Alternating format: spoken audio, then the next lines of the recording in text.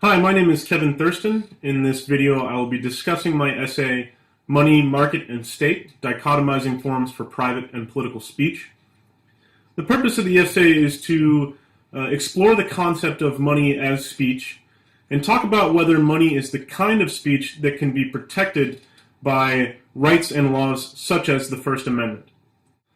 So the inspiration for this essay really comes from the recent Supreme Court case, Citizens United versus Federal Elections Commission.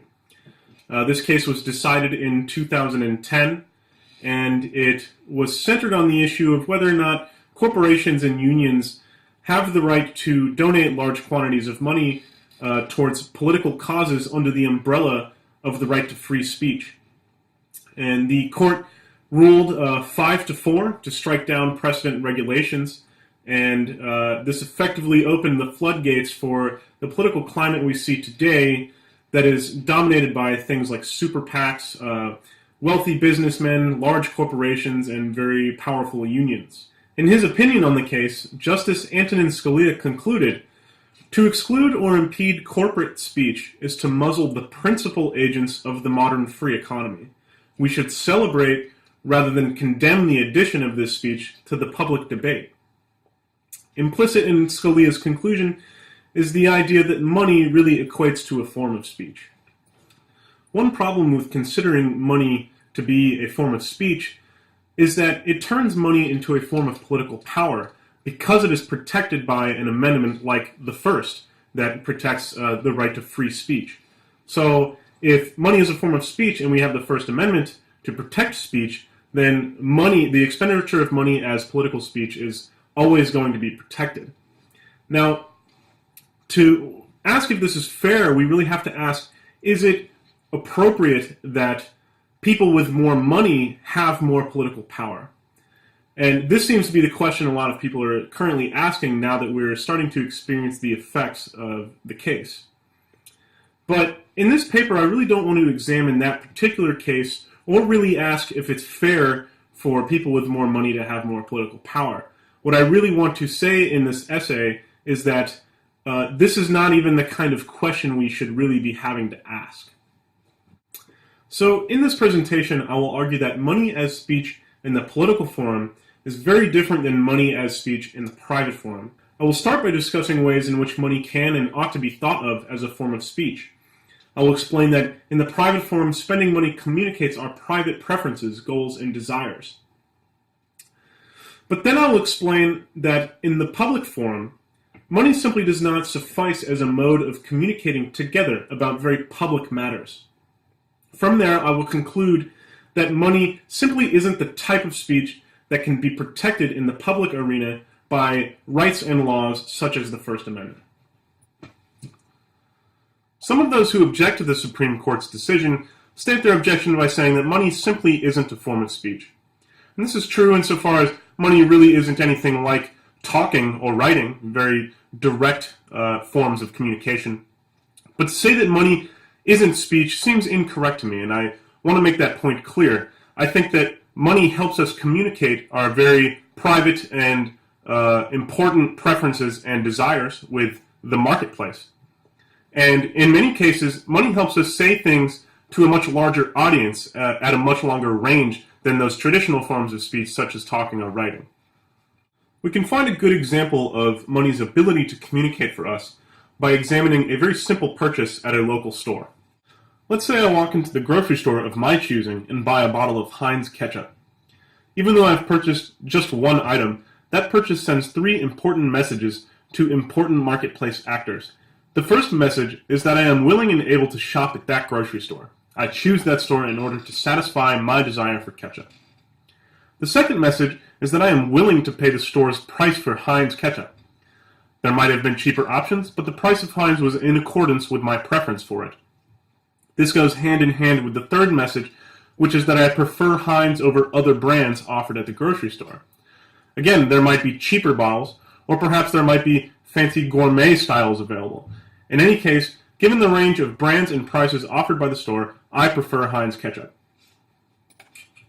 So the messages that I just talked about originate in my handing money to the cashier.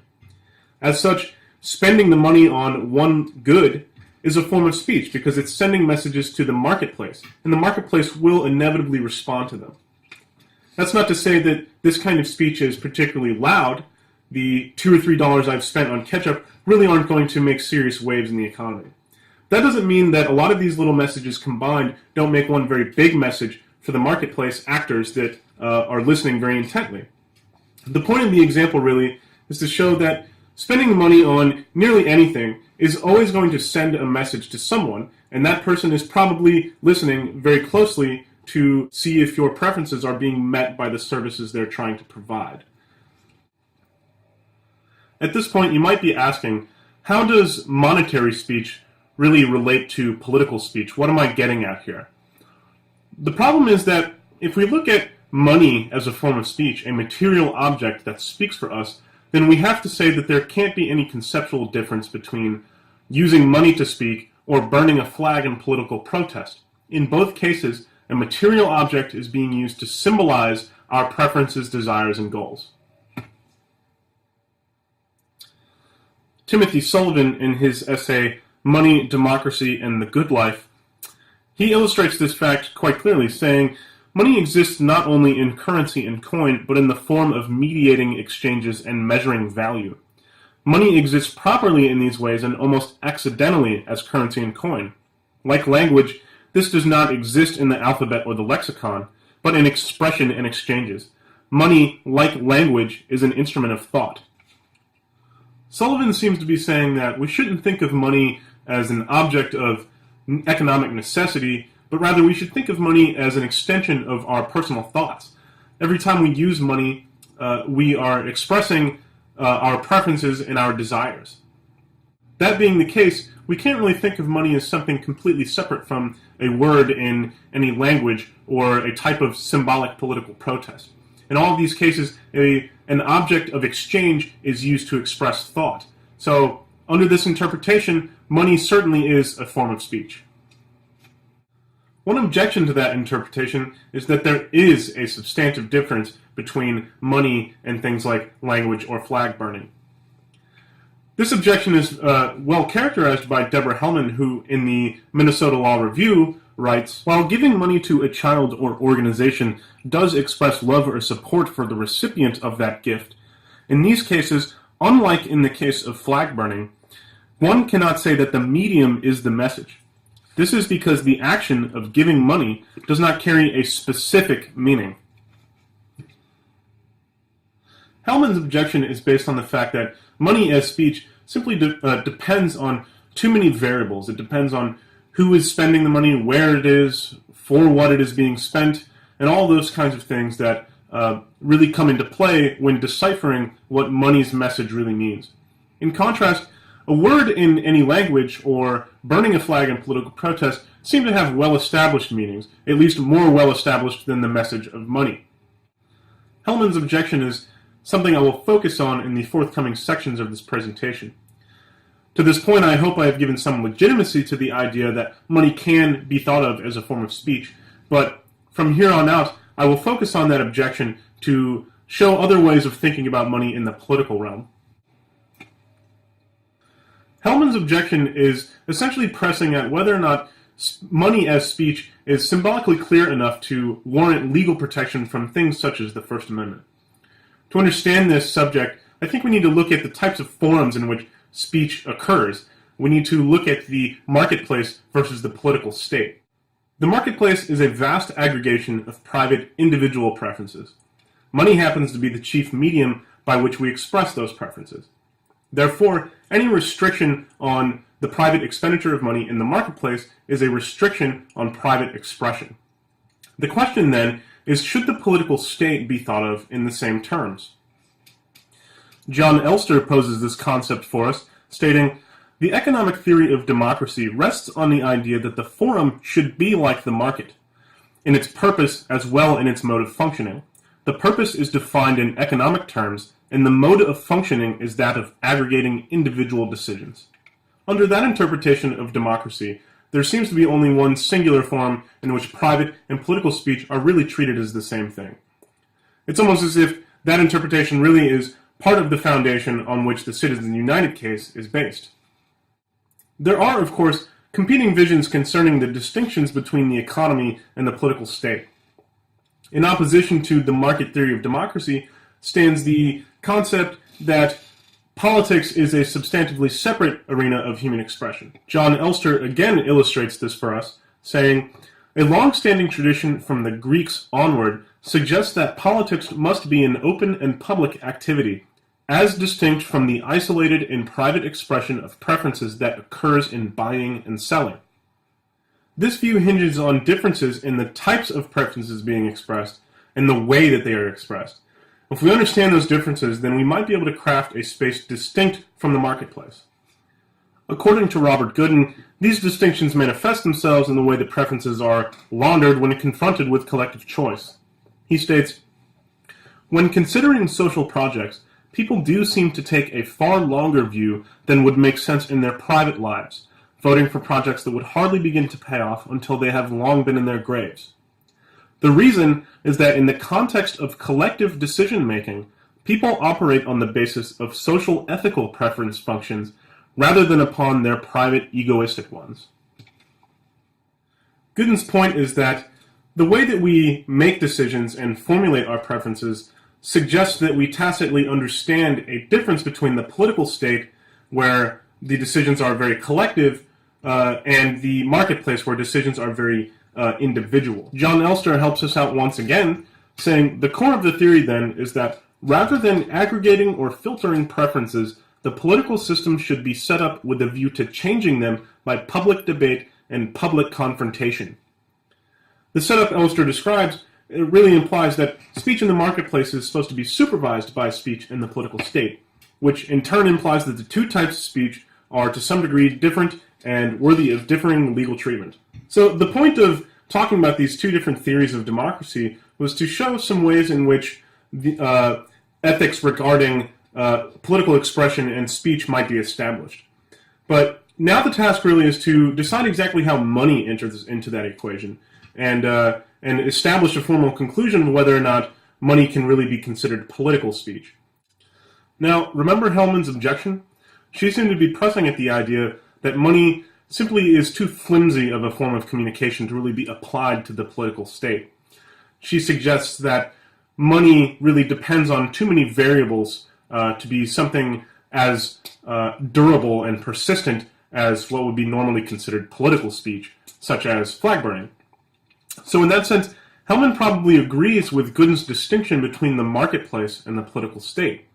Remember that in Gooden's conception of the political state, we make decisions that are far more long-term and have downstream consequences far beyond what is normally considered by our preferences in the marketplace. The combination of Hellman's objection about the variability of money as speech with Gooden's view of the collective decision-making process seems to point toward a very compelling case against using money as speech in the political forum. However, we can turn to Elster again to look for two important perspectives contrary to this view. Elster questions whether the body politic as a whole is better or wiser than the sum of its parts, and also if the need to couch one's argument in terms of the common good will purge the desires of all selfish arguments.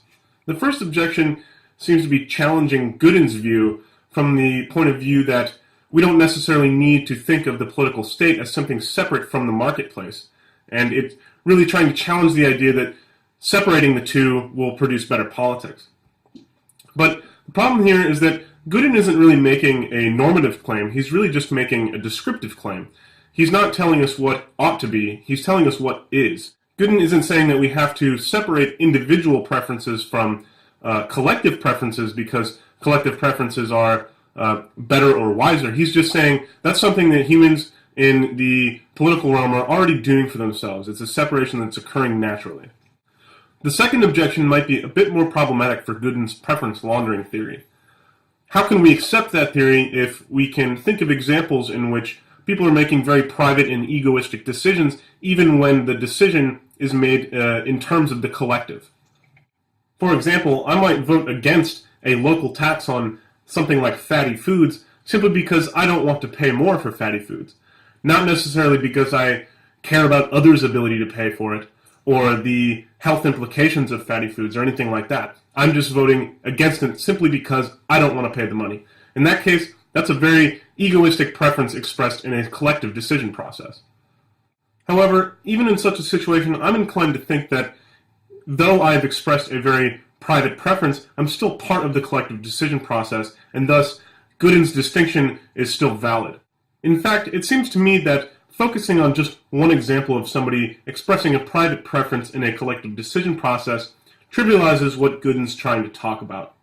Just because I've expressed a very private preference in this collective decision process does not mean that countless others have not expressed their social ethical preferences. And even then, just because I've made a private preference doesn't mean that that preference does not have an effect on countless other people. So the point is, even though I've voted against the local tax on fatty foods, does not mean that I wasn't involved in a collective decision process as distinct from market-oriented decision processes. So to bring the presentation to a conclusion, first I've tried to show that money can and ought to be thought of as a form of communication. When we buy things, we're telling others what we like and what we want and what we desire in our lives. But I've also tried to show that the decisions we make in the marketplace, the things that we buy for ourselves and our families, are very different from the decisions that we make in the political state. I've distinguished the marketplace and the state in an effort to show that the way that we express ourselves in each realm is very different. And as such, we can think of the marketplace and the political state as two separate spaces of expression. The problem with money in the political state is that the meaning of money is very flexible and variable. The meaning that it carries depends on the situation in which it is used. In the collective decision process, however, decisions are being made about things that have very far-reaching consequences that affect a lot of different people across a lot of generations. So such decision processes really need something more persistent and durable than money as a form of speech. And thus I'm inclined to conclude that money simply does not count as a form of speech in the collective decision process. So I'm not trying to say that we can never use money in political situations. Certainly we would like our political candidates to be able to fund their campaigns, buy t-shirts, stickers, yard signs, things of that nature, get their message out and get people informed. But the point of this paper is really to establish a foundation upon which we think about money as a form of communication, and also establish an understanding of the different types of forums in which that communication may or may not be something that is protectable by rights and laws such as the First Amendment. Well, this concludes my presentation. I thank you for watching and being patient with my explanations. If you have any questions or comments about this subject matter, you will find my contact info on the very last slide. Thanks again.